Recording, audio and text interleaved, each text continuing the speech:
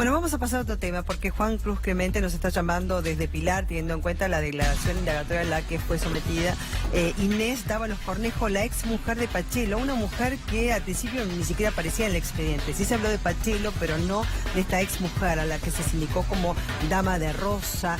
Ella, por supuesto, ya se sabía, iba a decir que no había estado en el lugar, y sobre todo teniendo en cuenta el nuevo horario que se dio a conocer por parte de los forenses, 18:30. ¿Estuvo o no estuvo en el Country Carmel cuando fue asesinada María Marta García Belsunce? Juan Cruz Clemente, buenas tardes.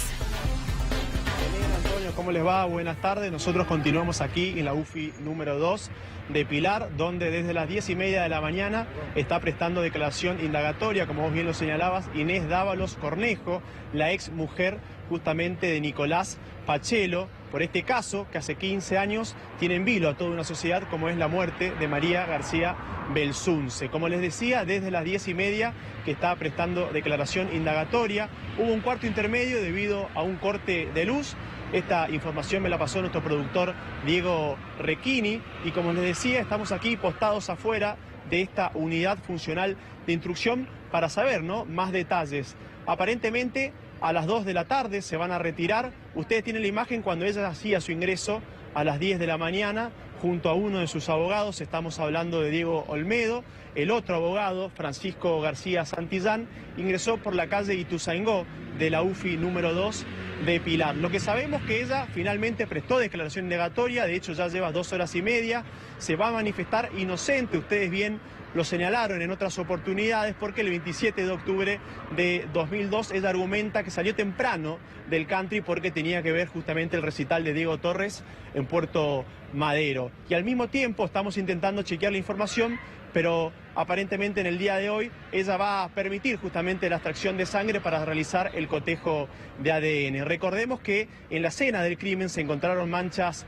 de sangre que, después de unos estudios pertinentes, justamente lo que revalidaron la presencia de 2 perfiles de ADN masculino y uno femenino que hasta el día de la fecha no se pudieron identificar. Así que bueno, estamos aquí en la UFI número 2 de Pilar, a unos 60 kilómetros de la capital federal, atentos a este caso que, como les decía, tiene en vilo a toda una sociedad, y la gran pregunta, ¿no?, hace 15 años ya, de quién mató a María Marta García Belsunce. Desde ya que merece una respuesta. Juan Cruz Clemente, gracias por tu trabajo. En cualquier momento retomamos el contacto con vos. Esta línea del doctor Fernando Díaz Cantón, abogado de Carlos Carrascosa. Fernando, ¿cómo le va?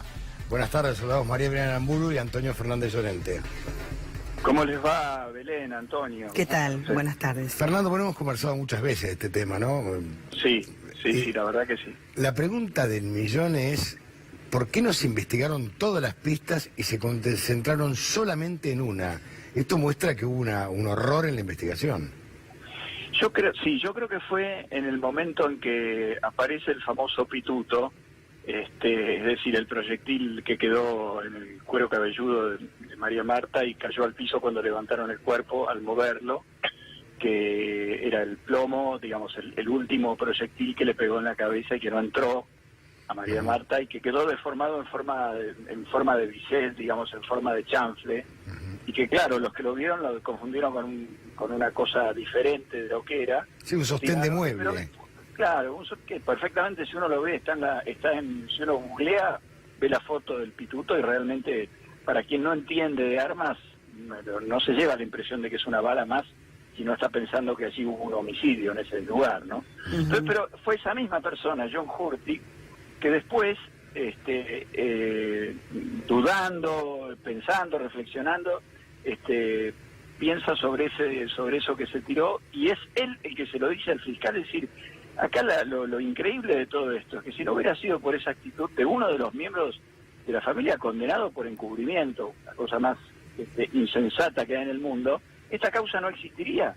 Si John Hurtig no hubiera dado este dato al fiscal, el fiscal nunca hubiera podido buscar en el pozo séptico, rescatar este elemento, descubrir que era una bala y hacer la autopsia y descubrir que la muerte fue por un homicidio. Del cual tanto se habló, ¿no es cierto?, del pituto. Fernando, preguntarte por cómo está en este momento la causa, ¿no es cierto?, teniendo en consideración que ahora aparece la ex mujer de Nicolás Pachelo, que en el momento en que fue asesinada María Marta García Belsunce era la mujer, ¿no?, Inés Dávalos Cornejo, porque de ella no se había hablado, de Pachelo sí, pero de ella no, como la dama de Rosa, la que había aparecido como yendo detrás de las ambulancias cuando habían llegado los médicos.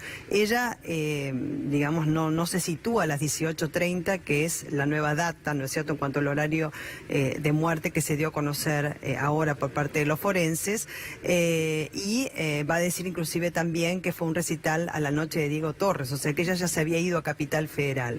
¿Qué sospecha tenés vos respecto de esta mujer y del propio Pachelo, que sí se había mencionado en su oportunidad? Recuerdo muy bien porque era aquel que había robado algunas pertenencias a algunos vecinos, como por ejemplo unos palos de golf y demás, porque ahora, digamos, la acusación es el robo agravado por el uso de arma y homicidio crímenes causa, o sea, para tapar otro delito. Te termino la respuesta de la primera pregunta, sí, porque no la llegué a completar, y te contesto la tuya. Dale. En relación con lo primero, el fiscal cuando descubrió esto creyó que la familia lo había engañado. Y a partir de ese momento se encegueció contra la familia, solamente investigó a la familia, solamente persiguió a la familia y descuidó por completo la investigación de la hipótesis del robo agravado por uso de armas, que es esta que ahora por primera vez se retoma, pero se retoma por esa razón, porque el fiscal se encaprichó con la familia y era evidente que tenía que investigar la otra hipótesis, porque hay 3 rastros de sangre en la escena del crimen que no pertenecen a nadie de la familia, son de 2 hombres y de una mujer, son contemporáneos a la muerte de María Marta, son sangrados de personas que lucharon con María Marta y que María Marta lastimó en su defensa.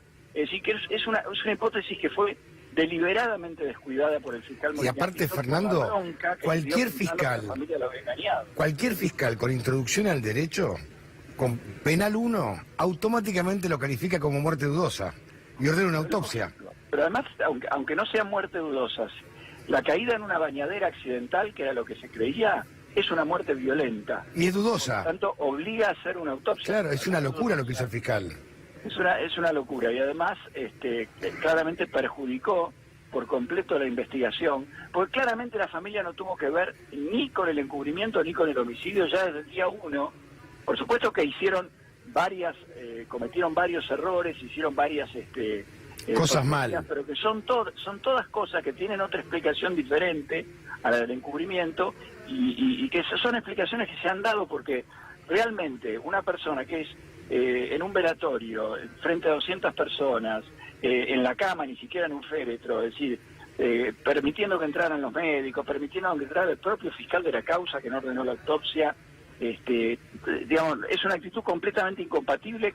La víctima estuvo 40 días en una bóveda, el marido la podría haber cremado y si la cremaba desaparecían los plomos, no lo hizo, no había ninguna orden de no cremar, sí, toda una actitud que cualquier persona sensata se da cuenta, pero pudo más la bronca que tenía el fiscal contra la familia por esta...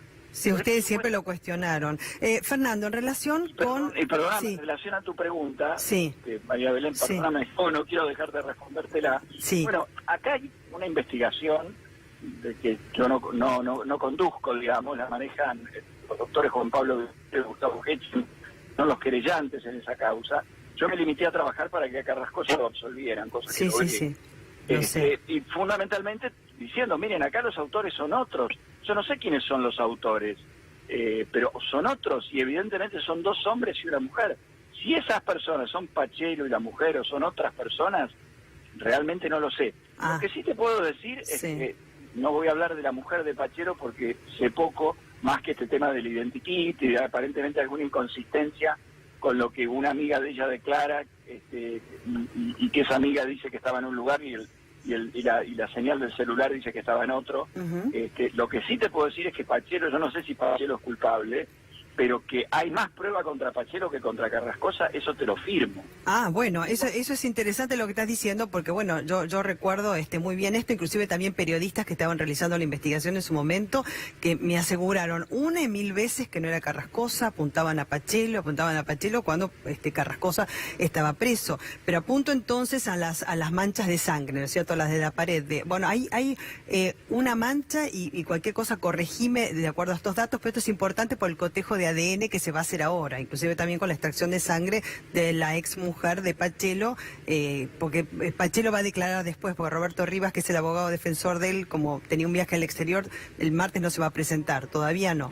Pero hay una mancha de sangre en la viga del techo del baño que corresponde a un hombre que está mezclada con mancha de sangre de la víctima. Hay otra mancha de sangre también en la viga del techo de un hombre, pongámosle 2, que tiene una mezcla de mancha de sangre con el ADN del hombre 1. Y después una mancha de sangre de una mujer, o sea, perfil femenino, en la alfombra del baño. ¿Es así? ¿Son estas manchas las que se están analizando ahora? Es así, se trata de 2 hombres diferentes, no son el mismo hombre esas manchas, y de una mujer. Y obviamente son contemporáneas a la lucha porque está mezclada una de ellas con la sangre de María Marta, con lo cual te está hablando de que no son manchas de vieja data anteriores a la, sino que son manchas contemporáneas, es decir, producto de la lucha que se suscitó en ese momento y que nadie duda que María Marta se defendió y hay sangre de otras personas porque ella se defendió en forma violenta para evitar ser ultimada. Es así como decís. Pues es que yo recuerdo en su momento haber hablado con el comisario Aníbal de Gastaldi y él comentaba que la misma policía le decía a Molina Pico que tenía que actuar de otra manera y Molina Pico es como que no les contestaba. No les Molina Pico se sintió traicionado. Se sintió traicionado ridículamente, pero precisamente porque él creyó ahí, bueno, vio que estaba Romero Victorica, dijo, bueno, acá hay gente importante, ¿qué me voy a poner a hacer una autopsia? Y se fue sin ordenar la autopsia, que era su deber. Y después, cuando descubren que era un homicidio, 40 días después, cuando se hace la autopsia, y los médicos que hicieron la autopsia se dan cuenta recién cuando abren la calota craneana, claro, que era una muerte producto de arma de fuego, hasta ese momento no se habían dado cuenta, ahí el tipo estalla, convoca a toda la prensa, convoca a una conferencia. Me acuerdo. Sí, claro, lo recordamos perfectamente. Como si fuera ayer. Y obviamente los medios toman esa hipótesis porque era mucho más atractiva, vendía mucho más que la hipótesis simple de un intento de robo común y corriente, con seguido de homicidio, que hoy todos los días pasa, y era una hipótesis que vendía mucho más. Entonces hubo una combinación funesta entre la bronca de Molina Pico totalmente injustificada y una historia que vendía... Con un gran error, considerás conmigo, Fernando, del hermano de Horacio García Belsunce, por supuesto, que como defensor realmente fue patético.